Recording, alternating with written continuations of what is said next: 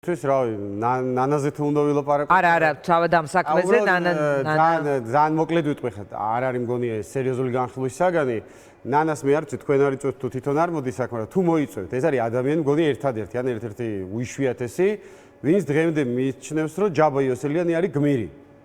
ეხა ეს ადამიანი როცა ნებისმიერს კრიმინალად მოიხსენიებს და მიიჩნევს, რომ ჯაბა იოსელიანი იყო ადამიანი, ესე იგი, რომელმაც საქართველოს ისტორიაში უდიდესი ღვაწლი შეიტანა და ერთ-ერთი მისი ყველაზე დიდი დამსახურება საქართველოს წინაშე იყო ზვიად გამსახურდიას ხელისუფლების დამხობა, ну, პრინციპში ლოგიკურია თქვი მე ეს დღეს თქვენმა ჟურნალისტებმა კომენტარი ჩავამართო, რომ ეს ადამიანი ისევე როგორც გოგა ხაინდრავა და ამ კატეგორიის ადამიანები უნდა იყვნენ ბიძინა ივანიშვილის გუნდში, იმიტომ რომ ეს ხალხი მენტალურად არის ისევ იქ არიან, 92 წლის გაგრძელება არის და ამაში გასაკვირია არაფერი არ არის. ეს ნანამ თქვა თუ ირაკლი კობახიძემ არ აქვს მნიშვნელობა, ანუ ეს არის თუ არა თქვათ მიდგომა ამ საქმისადმი, რომ ეს ხალხი ჩამოშორდეს პოლიტიკას და სხვა ხალხი შეიცავს პოლიტიკას. ამაზე მინდა ვისაუბრო. ხო, ეს არის საინტერესო და არა როგორც ასეთი. ივანიშვილი ალბათ უყურებს თქვენ გადაცემას. არ ვიცი. ხანდახან მაინც ყოველ შემთხვევაში შევეცდები რომ თქვენი ეთერი სხვა საშუალება მე არა მაქვს, რომ მას ასე ვთქვათ, მივაწვდინო ერთი ჩემი მოსაზრება, რომ ის არ არის ადამიანი, ის არ არის პოლიტიკოსი და სახელმწიფო მოღვაწე, რომელიც რაღაცა საქართველოს ინტერესებიდან ამ პოლიტიკური კონტექსტიდან უყურებდეს. ის არის მეწარმე, რომელიც ჩოთქავს, ანგარიშობს და გარკვეული ინტერესებიდან გამომდინარე იღებს ყველა გადაწყვეტილებას და აი ვინც მოგიტანა პატიცემულო ივანიშვილო ამ გადაწყვეტილების პროექტი, რომ ეს 8 კაცი უნდა ჩავსვათ ციხეში, აქვე შეიძლება ზედმეტად ხაზგასმა არც არის საჭირო, მაგრამ კი მოგეხსენება, რომ მაგ 8 ადამიანი ყველა ვინც არის, არც ვიცი, მაგრამ უმრავლესობის მიმართ არანაირი სიმპათია რო არ მაქვს, ეს მოგეხსენება და ამაში არაფერი დიდი საიდუმლო არ არის. მაგრამ ნახეთ როგორი ამბავი არის. მოდი დავთვალოთ ბიძინა, რა გაქვს პლუსი შენ ამ გადაწყვეტილებიდან და რა გაქვს მინუსი, შედეგი რა დაგრჩება. ერთი ძალიან პრაგმატულად რას იგებს და რას ვერ მის პირადი ინტერესებიდან გასაგები რომ საქართველოს საკუთარ არ აინტერესებს. პირველი რაც აგებს, ერთი აშკარა მინუსი არის ის, რომ ეხლა ჩვენ ვხედავთ, რომ საქართველოს ხელისუფლების ერთ-ერთი მთავარი ამოცანა არის დადიან მთელ სოფლიოში ფულებს იხდიან ლობისტებს ქირაობენ, რომ ეს საერთაშორისო იზოლაცია როგორმე გაალღონ. არ ვიცი, უნდა თუ არა ესეც საკითხი. როგორ მე უთოს გენერალური თივანი რო ჩამოიყვანეს აქ ცუმპარამპათი გეგონება ამერიკის პრეზიდენტი იყო და ნუ ხო გახსოვს იქ რომელიღაცა ევროპარლამენტარს ტუალეტთან დახვდებიან, იქ იღებენ ფოტოებს და ასე შემდეგ. და გასაგები არის ეს აბსოლუტურად, რომ არ უნდათ რომ სანქციები დაედოს ივანიშვილს და მის ოჯახს და მის ქონებას, ხო? როცა ამ პროცესში ხართ და ჩვენ ხედავთ ეხა იგივე ევროპული სამიტები როცა არის მაღალი დონის, რომ იქ დაუშვათ ინგლისი, გერმანია და საფრანგეთი ამბობენ, რომ მოდი დავადოთ სანქციები ივანიშვილს და ნუ დაუშვათ რომელიღაცა ხორვატია ან იტალია ამბობს, რომ აი რა ან საბერძნეთი, ბულგარეთი არ ვიცი, სხვა საქმე ნახეთ რა. აი ხა როგორ ფიქრობ შენ პატივცემულო ბიძინა, ეს გადაწყვეტილება, რომ ქვეყნის პრაქტიკულად ყველა ოპოზიციური პარტიის ლიდერი იქნება დაპატიმრებული. აი პირდაპირ რომელ პოზიციაზე დაასხავს წყალს, ეს ხო იქნება გასაგებია უმძლავრესი არგუმენტი და პირდაპირ ტრიგერი იმისა, რომ დაგედოს კარგავს იზოლაცია გრძელდება. ეს არ არის რიგითი მიზეზი. მეორე ამბავი, რასაც გამოიწვევს ეს დიანა, ეს არის მე ჩამოვწერ. კი ბატონო, ეს არის მეორე მიზეზი არის, რომ მოხდება საზოგადოებრივი აზრის სრული შემზადება ხდება იმისთვის, რომ თვითონ ის იქნება პირადად დაპატიმრებული. საქმე იმაშია, რომ როცა ახლა ივანიშვილს პოლიტიკაში ყოფნა ადრე თუ გვიან რომ ციხეს უდრის. ნახე როგორ არის დიანა, შენ დამეთანხმები ახლა კარგად გახსოვს ის პერიოდი, რომ სააკაშვილის დაპატიმრება 2012 ან 13 წელს კი არ გადაწყვიტა გენერალურმა პროკურორმა. ეს იყო სააკაშვილის ხელისუფლებიდან წასვლამდე 2-3 წლით ადრე მინიმუმ, შეიძლება უფრო ადრეც, საზოგადოებრივი აზრის შემზადებული, ვინც არ უნდა მოსულიყო ხელისუფლებაში, რომ სააკაშვილი უნდა ჩაჯდეს. ნუ გირგვლიანის შემდგომ ეს აზრი გამოითქვა და შეიძლება უმრავლესობა არ უჭერდა მხარს.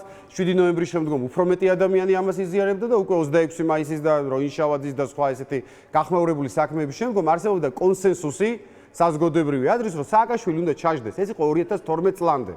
და 2012 წლის შემდგომ ვინც არ უნდა მოსულიყო ხელისუფლებაში, ეს იყო გარდაუვალი პროცესი. რასაც ივანიშვილი დღეს აკეთებს, ივანიშვილს ბევრი ოპონენტი ყავს, ზოგი ჩემზე რადიკალია, ზოგი ჩემზე ლიბერალი არის, მაგრამ ყველა არ მიიჩნევს, რომ ის დიქტატორია და ის უნდა ჩაჯდეს ციხეში. როდესაც ის თვითონ იჭერს ყველა პოლიტიკური პარტიის ლიდერს, ის ახდენს საზოგადოებრივი აზრის ლეგიტიმაციას, რომ ვინც არ უნდა მოვიდეს და რა კონფიგურაციებსაც არ უნდა შეიცვალოს ხელისუფლება ივანიშვილის დასასრულის შემდგომ, ის უნდა გასამართლდეს.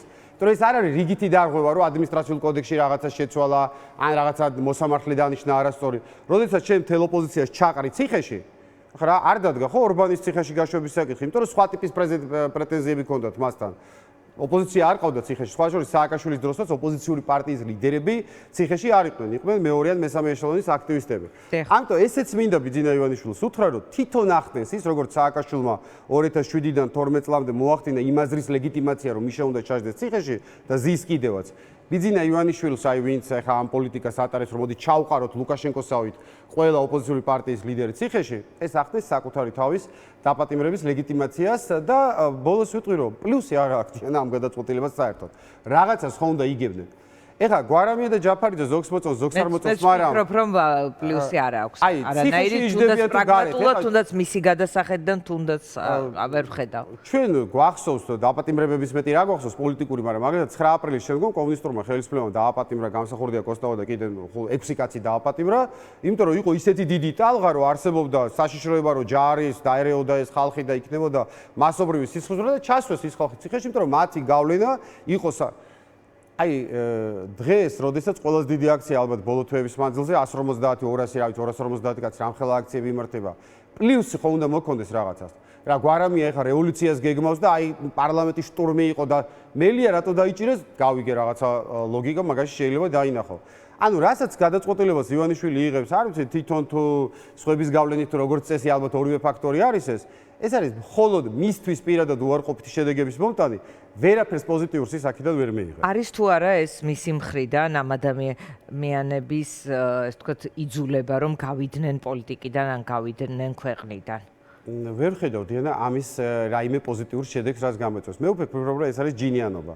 ივანიშვილს დასჩემდა ეს და ზოგადად ნებისმიერ ადამიანს ემართება ეს, გვემართება ყველა ადამიანები ვართ, რომ რაღაცა წარუმატებლობის შემდგომ სხვა საბრალებ ამ წარუმატებლობებს და ჯინაზე აკეთებ რაღაცას. მე ვფიქრობ, რომ ამ ადამიანების დაჭერა, რომელთაც პოლიტიკური წონა, ისე მოხდა, რომ არ აქვთ ქვეყანაში არანაირი, ეს არის უბრალოდ ჯიანა, რომ აი თქვენ ადებთ სანქციებს, აი მე აქ თქვენ ტიპებს დავიჭერ. კი ბატონო, ან არის თუ არა ამ ადამიანებისთვისაც დანახვება და გარეთ ხალხისთვისაც იმის დანახვება, რომ ამ ლიდერების წონა არ არის ისეთი, ნახეთ, აი ვაპატიმრებ და ამის გამო ქვეყანა არ იგრევა.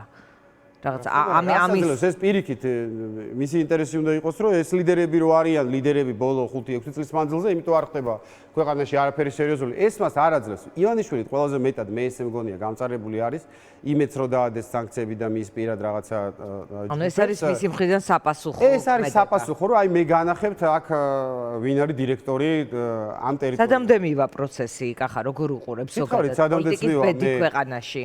ამ ეს ორი იდრე ივანიშვილი ხელისუფლებაშია. ჩვენ ხედავთ, რომ შეერთებულ შტატებში, ახლა მე ევროპული პრაქტიკა ვთქვი, იქ ხორვატიის და იმის თავშოთ გერმანიის მაგალითად, მაგრამ შეერთებულ შტატებშიც მიდის, ეს არ არის ჩამოყალიბებული, ხო?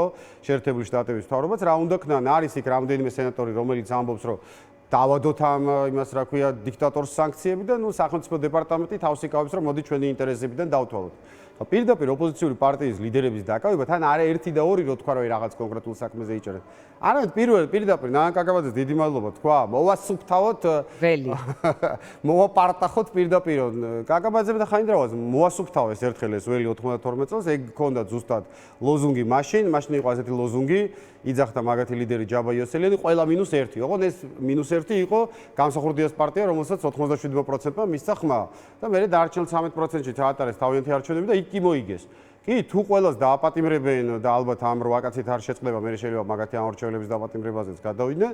მე რაც დარჩებიან კოცები საქართველოში და რამდენიც არიან ადმინისტრაციული რესურსი, იქ ნამდვილად ჩაატარებენ სამართლებრივ. ამ პირობებში მათ შორის არჩევნებზე არის გაცხოველებული დისკუსია ხოლმე, რომ როგორი უნდა იყოს არჩევნები, აი ეუთოს რეზოლუციამ და ამ პასუხმა ხელისუფლების რეზოლუციაზე კიდევ უფრო გაამწვავა, რომ როგორი უნდა იყოს პარტიების დამოკიდებულება არჩევნებისადმი, ისევ უნდა ამბობდნენ, რომ არ მივდივართ, თუ უნდა გადაიხედოს ეს პროცესი, აი ამ დისკუსიას ზოგადად როგორ უყურებ ამ პირობებში? მე დიანა ერთ-ერთი, ასე ვთქვათ, სკეპტიკური დამოკიდებულება აი ეს ვინც ვახსენეთ ამ ეგრეთ წოდებული პროდასავლური ოპოზიციის ლიდერების მიმართ, მაგიტომ აქვს, რომ იყო ყოველთვის ეს დამოკიდებულება აბსოლუტურად ინფანტილური, იმპულსური, არაფერზე გათვლილი, ორშაბათს ერთი პოზიცია ჰქონდა, სამშაბათს მეორე პოზიცია ჰქონდა, უსმენდი თქვენს წინა გამოსვლას, შეიძლება ბევრ რაღაცაში არ დავეთანხმო, მაგრამ ეხლა სალომე ზურაბიშვილთან დაკავშირებით აბსოლუტურად სწორი თქვა ეხლა. თუ ამხელა რაღაცა შეგეშალა, რომ 4 თვის წინ რევოლუციას უჭერდი მხარს და ეხა გაარკვიე რომ თურმე არჩევნები არის საჭირო 2-0 წააგო გუშინ საფრანგეთის ნაკრებმა და გათენებული არ იყო გადადგა ის რა ქვია ნაკრების მტველი და შენ მამაცხონებულო თუ დააქციე ეს ქვეყანა ერთხელ ორჯერ სამჯერ 4ჯერ ისეთი რაღაცა შეგეჩალა რამაც ამ ქვეყნის ისტორიაზე უარყოფითი ზეგავლენა მოახდინა რა ვიცი კიდე რატო უნდა გქონდეს პრეტენზია რომ რაღაცა პროცესის თავში იყო ჩემთვის ეს არის გაუგებარი ესეთი პრეტენზია ჩანს რომ მას პროცესის თავში უნდა ყოფნა ეს ერთი და ასევე რევოლუციის მხარდაჭერად ჩაითვალა რომ 4 ოქტომბერს არჩევნებზე არ წავალ აქციაზე წავალო რომ რა თქმა უნდა ცალსახად იმიტომ რომ ეს 4 ოქტომბერის კი არ ჩაითვალა დიახ პირდაპირ 4 ოქტომბერი ხო შემთხვევით არ დაემთხვა მათ გამოაცხადეს ეს როგორც არჩევნების ალტერნატივა ხო სალომე არ წარმოადგენდა ამ ჯგუფს მაგრამ ის უბრალოდ არჩევნების დელეგიტიმაციას ახდენდა და ხა როდესაც არჩევნებში ოპოზიციის ლიდერი ამბობს რომ არ წახვიდეთ გასაგებია რომ თუ ვინმე დაუჯერებს მას დაუჯერებს ოპოზიციის ელექტორატი აბა ხა კოცები სალომეს ჭკუაზე არ დარჩებოდნენ ხო სახში ანუ პირდაპირ ეს იყო მიმართო ოპოზიციური ელექტორატის მიმართ რომ არ წახვიდეთ არ გინდათ და